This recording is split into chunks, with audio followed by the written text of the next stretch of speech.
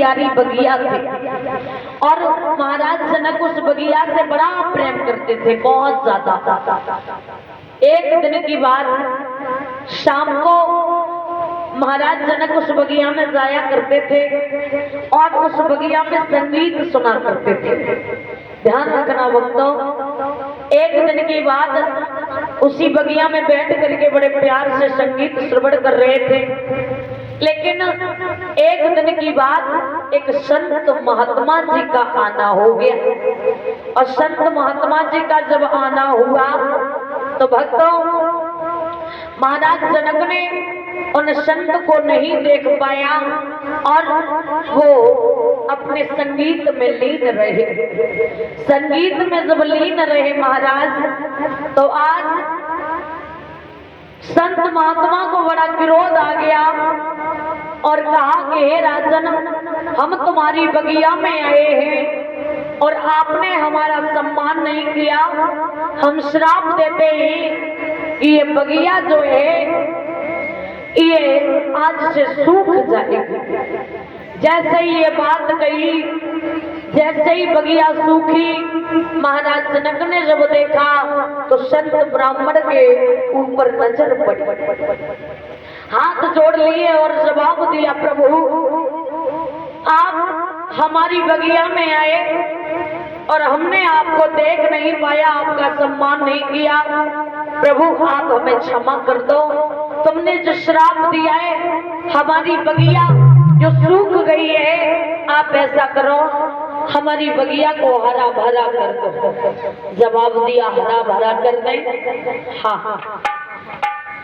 बोले श्राप दिया हुआ कभी वापस नहीं होता है। मेरी बात सुनो। कौन सी बात? तुम्हारी बगिया में अगर कोई पतिव्रता स्त्री अपने हाथ से कच्चे घड़े और कच्चे धागे से पानी निकाल करके अगर बगिया को सींच देगी तो वो बगिया हरी भरी हो जाएगी।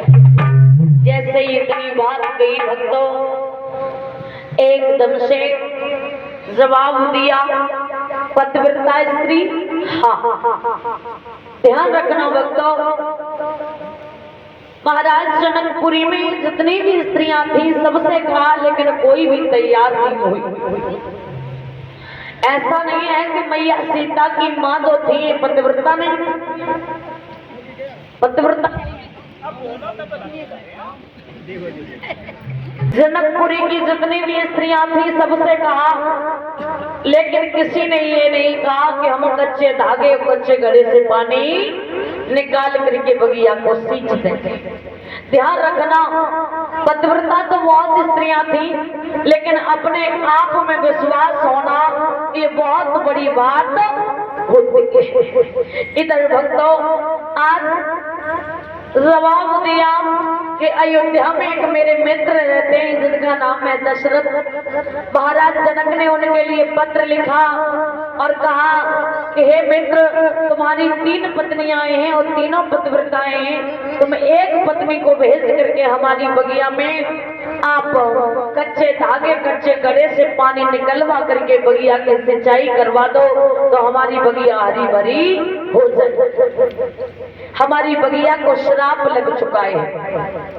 उसी समय दशरथ ने वो पत्र पढ़ा, एकदम से अपनी रानी कौशल्या के पास में पहुंचे और कहा, रानी ऐसा करो तुम जनकपुरी चली जाओ और वहां बगिया में श्राप लगाए और वो बगिया तब हरी भरी होगी जब कच्चे धागे और कच्चे घड़े से पानी निकाल करके आप उस बगिया को सींचोगे।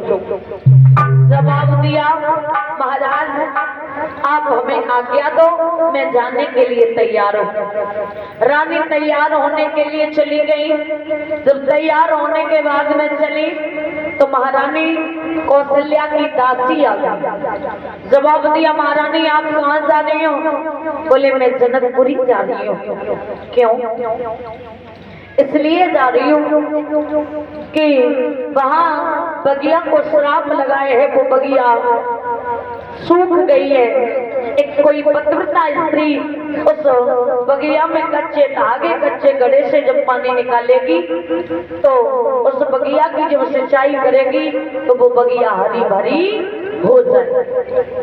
बोलिए अच्छा हाँ। तो महारानी इतने छोटे से काम के लिए आप क्यों जा रही हो, ये काम तो हम भी कर सकते हैं। उसी समय भक्तों आज दासी तैयार होकर के चली और जनकपुरी में पहुंच गई। कच्चे धागे और कच्चे घड़े से पानी निकाला और महाराज उस बगिया की जब सिंचाई की तो वो बगिया हरी भरी हो गई। अंत में महाराज ने दोनों हाथ जोड़ लिए, बोले रानी आपने ये बहुत अच्छा किया, हमें अपनी बगिया से बड़ा प्रेम था। दासी ने जवाब दिया, महाराज मैं रानी नहीं हूँ, मैं उनकी दासी हूँ। इतने छोटे से काम के लिए मैंने अपनी महारानी को नहीं भेजा, क्योंकि ये काम तो मैं भी कर सकती थी। महाराज जनक ने उस समय विचार किया जब वो पत्र भिजवाया कि जब वो अयोध्या की दासियां इतनी बलवान हैं, पतिव्रता हैं, तो उनके पुत्र कितने बड़े बलवान हो।